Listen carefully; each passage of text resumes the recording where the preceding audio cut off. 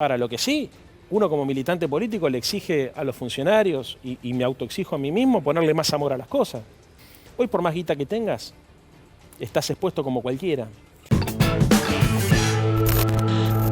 Podemos hacer de este momento, yo decía, hay por un lado un timing que tiene que ver con el avance de la enfermedad, lo marcaba recién el doctor Escapellato, y por otro lado hay un costado que es económico, que es político, que es social. ¿Cómo se está viendo esto del lado del gobierno y también cómo lo está viendo alguien como vos que está siempre muy atento a lo que pasa en términos sociales? Yo creo que en principio se privilegia lo sanitario y en segundo lugar se trata de encontrar un punto de equilibrio con lo económico, habida cuenta de que no se puede parar toda la Argentina de la mañana a la noche porque eso terminaría siendo peor el remedio que la enfermedad. Sí. Pero si hay que poner una prioridad, está puesto en lo sanitario, en segundo lugar en lo social y en tercer lugar en lo económico. Pero bueno, está todo vinculado, ¿no es cierto? Porque lo económico tiene que ver con lo social, ¿no es cierto? Si lo sanitario se te va de las manos, por más que vos levantes la cuarentena, vas a tener una cuarentena de hecho, porque las fábricas se pararían, porque se infectarían los operarios, por poner un ejemplo. Entonces eso hace que uno tenga que monitorear permanentemente todas las variables para saber qué decisión tomar en cada momento. Leandro, lo que tiene que ver con lo que vendrá, ¿no? Sabemos que según el anuncio oficial del gobierno, este domingo sería el último día de cuarentena obligatoria. ¿Vos sabés cuándo podría anunciarse la extensión en caso de que eso ocurra? Porque digo, hay mucha gente como... La imagen es agarrada de la reja del balcón diciendo, ¿cuándo puedo empezar a salir? ¿Cuándo se levanta esto? No lo sé, pero comparto tu preocupación. Lo charlamos muchas veces con algunos de mis compañeros, inclusive con mi novia que es farmacéutica. Hay mucha gente que está más angustiada por el encierro y por la pérdida económica que por la enfermedad. Como consecuencia, básicamente, que todavía no es muy común encontrar gente que esté enferma o que haya muerto por el virus. Entonces, si yo te pregunto, ¿cuánta gente conoces enferma por coronavirus o cuánta gente conoces que murió por coronavirus? Difícilmente conozcas a alguien. Yo ninguno. Ninguno, por ejemplo. Bueno, en sociedades donde esto lamentablemente se propagó mucho más, la preocupación es fundamentalmente lo sanitario, porque todo el mundo conoce a alguien o que se murió o que está enfermo. Entonces, lo que Alberto hizo, me parece, con el consenso del conjunto de las fuerzas políticas y del comité de expertos que lo asesora, es anticiparse a esa situación y consiguió lo que parecía impensado en otro momento histórico, que es que antes de que suceda la catástrofe, la Argentina se pone un paso adelante y se preserva.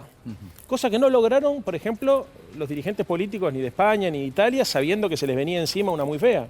¿No es cierto? Tuvieron que llenarse las morgues de cuerpos para que llamaran a la cuarentena y la población les hiciera caso. En la Argentina, porque existe, me parece, un sistema político que ha estado a la altura de las circunstancias y porque el conjunto de las fuerzas sociales alertó sobre este tema, logramos entrar en cuarentena antes de que esto ocurra. Ojalá que eso ayude a que la curva, como siempre dicen los epidemiólogos, se mantenga. ¿Y preocupa en la Argentina los bolsones de pobreza, las zonas del AMBA, del conurbano bonaerense, donde por ahora lo que uno ve es que el acatamiento es muy alto, pero al mismo tiempo donde se ve que el gobierno hace un esfuerzo o donde han redoblado esfuerzos para llevar alimentos a esas zonas? Digo, ¿preocupa cuál es la dimensión que tiene la cuarentena en esos lugares en este momento? Yo creo que la gran mayoría del gobierno está dedicada a eso, solamente eso. Porque no es solamente llevar alimentos, se están armando un montón de programas para sostener el empleo formal, programas para sostener y asistir a los laburantes informales y a los monotributistas, y además entrega de alimentos para los merenderos y para los comedores. O sea, hay una visión integral. La estructura socioeconómica de la Argentina es una estructura muy frágil. Esta es la gran diferencia que tenemos con Europa. Acá hay mucha gente que vive de la recaudación diaria y si la economía está parada no tiene ingresos. Entonces la Argentina está llegando con distintos mecanismos. Uno de ellos es el IFE, que es el ingreso familiar de emergencia que se va a empezar a cobrar la semana siguiente, que va a ayudar a que la gente por lo menos tenga un mango para poder garpar lo mínimo. No es la solución al problema, pero estamos inventando instrumentos en un contexto absolutamente inédito y excepcional. El gasto fiscal y el esfuerzo fiscal que vamos a tener que hacer todos los estados nacionales en esta pandemia es enorme. Yo creo que va a superar al de la crisis del 30, porque no es además solamente una crisis de demanda, o sea, no es un problema de demanda solamente, también tenés un problema de oferta. Por el lado de la producción empezás a tener conflictos también, entonces hay que asistirlo, hay que bajar impuestos, hay que generar subsidios. Es casi, te diría, un experimento social. En un contexto muy complejo, además, para América Latina por la situación económica y comercial. Hasta el momento el gobierno viene marcando un camino bastante prolijo, ¿no?, en lo que tiene que ver con esta situación, pero hubo dos hechos muy puntuales: las colas en los bancos el día viernes y luego la polémica alrededor de la compra de alimentos en el Ministerio de Desarrollo Social, que incluso llevó a que se pida la renuncia de algunos funcionarios. Dentro del Frente de Todos, la coalición que gobierna, ¿hubo consecuencias sobre esto? Digo, ¿hubo movimientos internos, llamados de atención? Sí, claro. Claro. A nadie le gustó. Algunos pidieron la renuncia. Yo entiendo que nadie puede ser tan perverso de lucrar en este momento con los alimentos. De verdad, lo digo. Si estuviésemos afuera de cámara te diría lo mismo, ¿no? No puedo creer que ningún militante político se anime a robar la comida de los pobres en un contexto de epidemia. Me parece una locura total. Y de mucha exposición, además. Quiero creer que fue tal vez un funcionario que, estresado por la situación, tomó una decisión rápida y no midió las consecuencias. Quiero creer eso. Ahora, lo que sí, uno como militante político le exige a los funcionarios, y me autoexijo a mí mismo, ponerle más amor a las cosas. Acá se necesita ponerle más amor, más garra, acompañar más a la gente, pero no solamente los funcionarios del gobierno, el conjunto del sistema político y los líderes sociales de la Argentina. Yo escucho a muchos dirigentes sociales, sindicales, empresarios, especular más de lo que corresponde, hermano.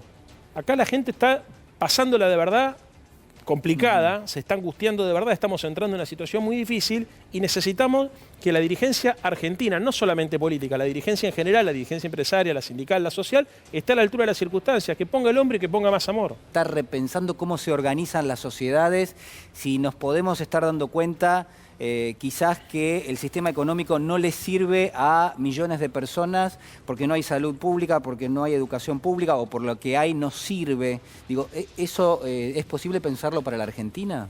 Yo creo que sí. Creo que el hecho de que Macron, que es un líder conservador, moderado, se haya animado a decir que se terminó la soberanía del mercado para la administración del servicio de salud es un hito. Creo que los Estados Unidos, por ejemplo, hayan tomado la decisión de confiscar respiradores artificiales para garantizar la salud de por lo menos una parte de la población es un hito. Y creo que también que en los Estados Unidos esté en discusión la profundidad del sistema como consecuencia de que han invertido mucho más en misiles y en armas de destrucción masiva que en la salud para proteger a su población, también es un hito. Lo que va a haber, me parece, es una suerte de crisis de la lógica mercantil. Hasta acá todo tenía sentido en función de la lógica del mercado. ¿Viste? Si tenés plata, te curás; si no tenés plata, te arreglás como podés.